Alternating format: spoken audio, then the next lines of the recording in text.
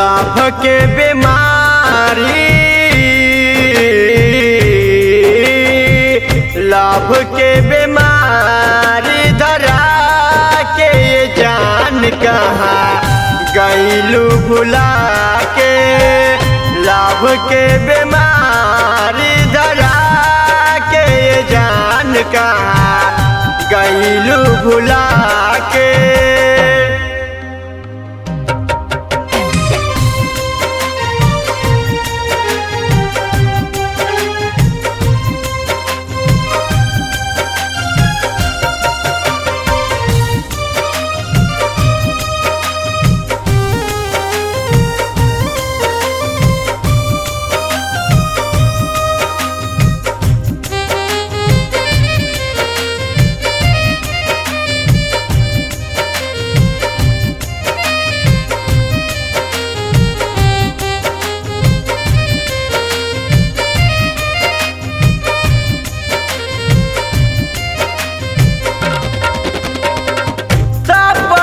सजवले रही कई कतना प्यार हो, काके बेवफाई देलू जियते जी मार हो।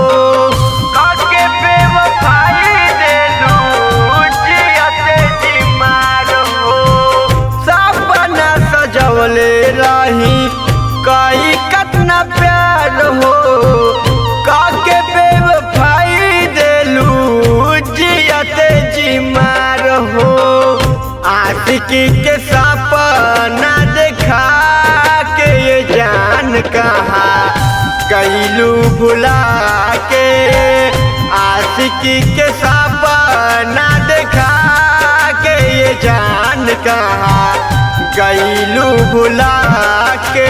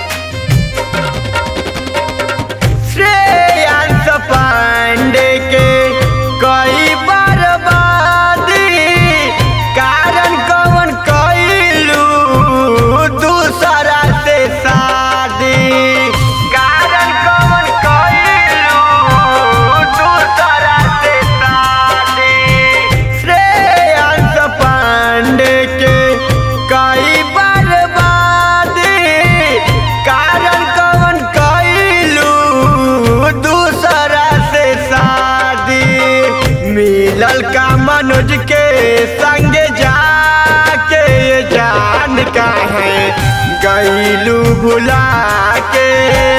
मिलल का अजय के संग जाके ये जान कहाँ गईलू भुला